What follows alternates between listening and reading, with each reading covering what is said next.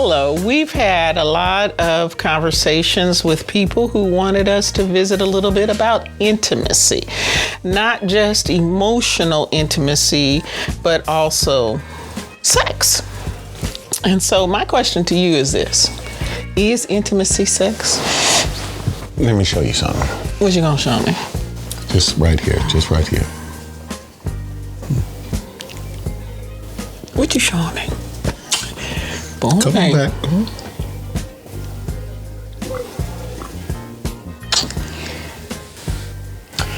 You know how uncomfortable that space is for some people? Remember we were in a church one time?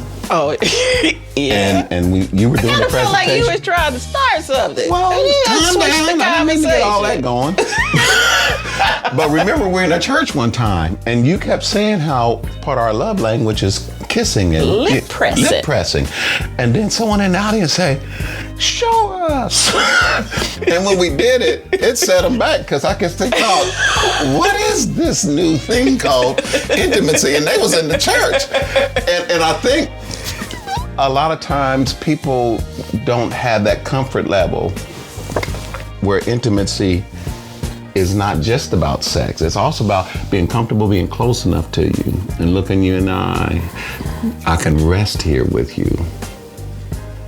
And even if it's just that, it's enough until you get a hold of it. And it turns into something else. But I have found out in my pastoral life, in my life as a therapist, that basic thing is a place of discomfort for people. It has not been developed because that's that vulnerable place we talk about. You know how vulnerable it is to be this close to someone and you're comfortable and you can sit there for a while and you can enjoy it. It is the goal, it is the end. It's like, oh no, I'm getting ready to get something, right?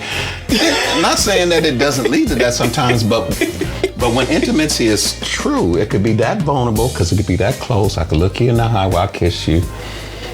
I can still hold you after intercourse.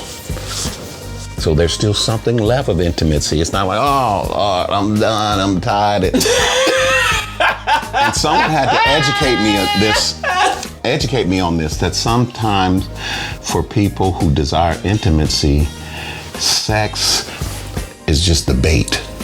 Because what they really want is the closeness that they can't get without the intercourse. And that's a part where people deprive themselves of true intimacy because that should be able to be available all the time. Now, I would have to say in my youth and maybe some of my older years, I had already been hurt. Okay. And if I felt like it wasn't going very well, but you had something else to offer, I'm thinking, okay, well, we can do this and now go home. And it was complicated for other people to understand what I was going through that way. But I just, I can't trust you at that level. So you can go home now. Or when I thought I had that level, only to realize that somehow I looked like a victim to the person. When the totality of the betrayal became clear, then it's like, whatever. And then when I got down to, I can't go one more step with you, that meant no conversation, don't call my name, don't think my name. I don't even want to hear my name come out your mouth. And I meant that and demonstrated that from that point forward. That was out of pain. Okay. So now here you come. And, I'm like, nah, I'm good, whatever. And then it's like, girl, you done seen this dude, love. If you can get 25% of that, you'd be hundreds of miles ahead of the mess you done had. And then just to be your friend and to sit with you and to smile. You have such a lovely smile. And you have these beautiful brown eyes. I didn't even know this about you. You even got cute legs. When did all this come into play? And then, the smile, the playfulness. You're such a deep thinker and a very intelligent man. And you're absolutely hilarious. I can hardly catch my breath sometimes because you didn't start something. I used to say, go to sleep, John, because I don't want to have an asthma attack in there trying to catch my breath because you got to give me your perspective of the picture. And it just meant so much more to me than anything else I've ever had. One of my earlier episodes, and you had me give me the definition of love, and what I gave you was love is vulnerability without safeguards. Mm-hmm. And intimacy, that's where it's birthed at. Vulnerability without safeguards.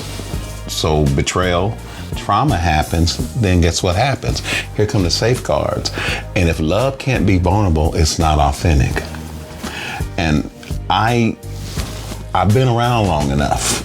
I've had my share of ups and downs and failures. I know the value of trust. And when you know it, and I'm sure age has and maturity, because we can age without maturing. Amen. But once you know that, then when you offer that, it's easier for you to come there, even if you're coming from a trauma place. Because this is a place where I can be vulnerable, I can trust, I don't have to worry about being hurt. And then that makes those moments more authentic. And that's certainly something I wanted to offer to you. And that's what I offered to you initially when we decided we was gonna be a thing. And I wasn't looking to date anybody. I'm looking to marry. Okay,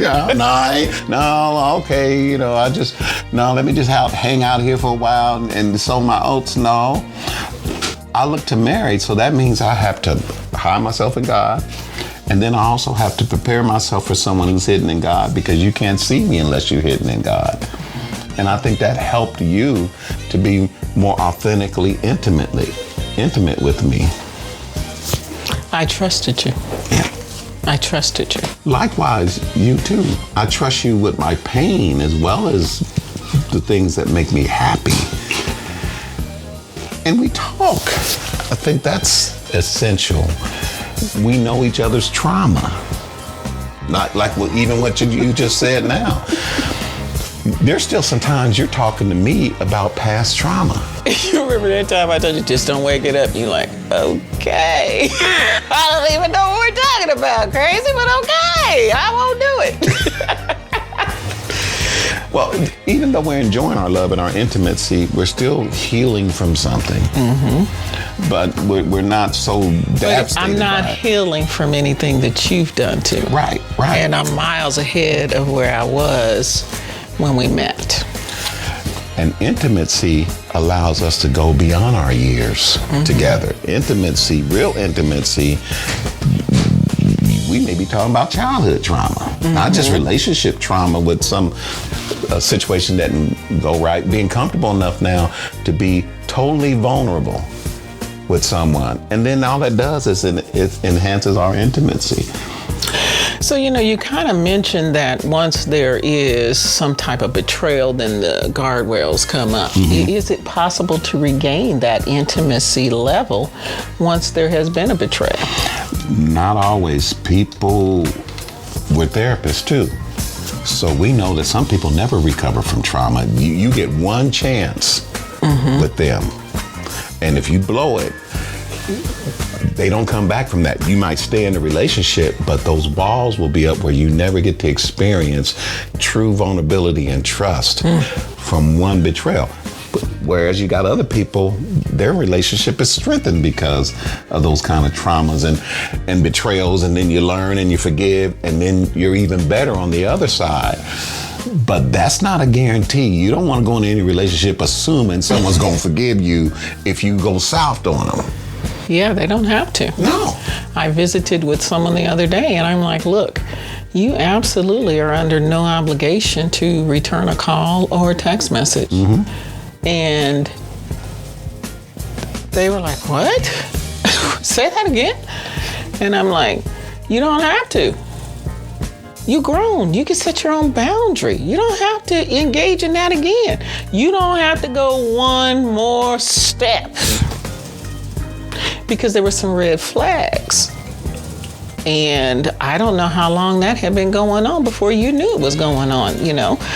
So at any rate, you know, you have to be careful in those situations, because even while you're trying to get to know someone, their trauma may make them go too far with you and leave you in a place where you can't trust them. You know, now I know that you've told me the code to your phone, and I've told you the code to my phone, and I could care less if you go through my phone. And I have gone through your phone once because I needed some phone numbers because I was doing something behind the scenes trying to surprise you with something. But I don't feel the need to go through your stuff. And I'm speaking from a 65-year-old perspective. You'd call me some years later. Don't be touching my phone. Don't be looking through my wallet. What are you in my drawers for? I'm not talking about my drawers. I'm wearing my drawers. What you looking for? Yeah, when you out there wilding out, you don't want folks in your business. So there's a part of me that's like, okay, why is that a thing? Why is it a thing? Whether or not, I don't know. You know, why do I have access to? You ain't gonna be in my stuff. But I'm thinking, well, from a mature standpoint, and me and you've had this discussion before too. As a 65 going on 66-year-old man, and this is me even before now, this time. If it's not working, I would rather know. I'm not so deep into it not working, or do you love me, or did you cheat, or whatever, that would hurt me. Matter of fact, that would be a conversation I would prefer to have with you. If we're not working, you ain't gotta worry. Now, I joked around with you earlier in our relationship about, yeah, you can't lock me out. Well, I gotta lock you out. You got the key.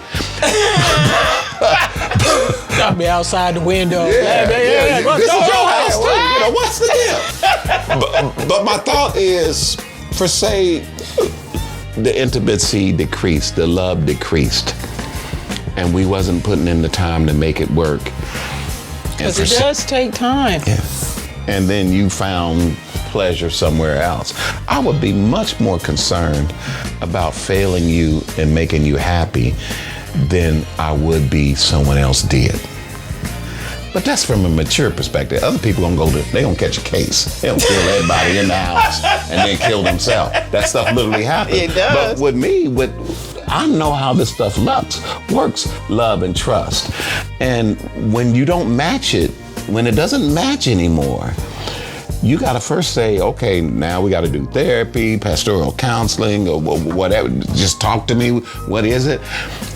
And if it doesn't work, you have to start thinking, are we going to make it work? Or are we back to the autopsy of a deceased church? Sometimes you got to let some stuff die because you're just not going to put in the work. Mm-hmm. And you'll do a whole lot of collateral damage trying to make something work that it's not working anymore. So as we close, one thing that I want to share about, what do you do if the ratio of desire is different between the couple? You know, we have the intimacy, and I want to get to the hot date of it all. Mm-hmm. And I want to have the hot date 4-5 times a day. And you looking at me like, girl, if you don't get away from me. You ain't gonna kill me.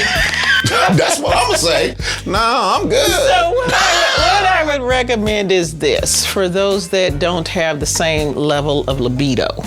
There is a book that's called Hot Monogamy. It's by a lady named Patricia Love. And one of the things that she says about having sex is, do it because you said you would.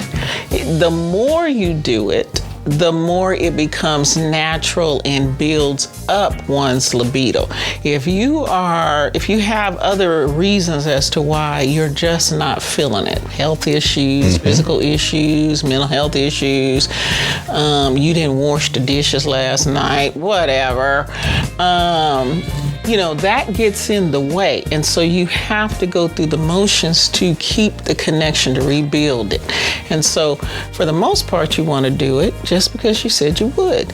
But intimacy is a part of sex, but it's not the be-all, end-all. Yeah. There's so much more that should be grown and going well, even because it just makes the sex fantastic. Mm-hmm. And you make a good point that if you're dealing with libido, if you're dealing with drive, and the drive doesn't match, you have to wonder is there any intimacy as well, because you're trying to substitute drive for lack of intimacy, and that's just not going to happen. Right. So part of it is just having those discussions.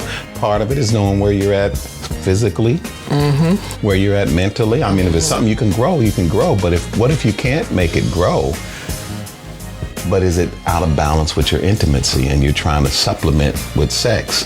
And then that's when stuff can get really weird. This will be something that we'll continue to discuss over time. Thank you so much for joining us, and may God bless you and keep you. Goodbye.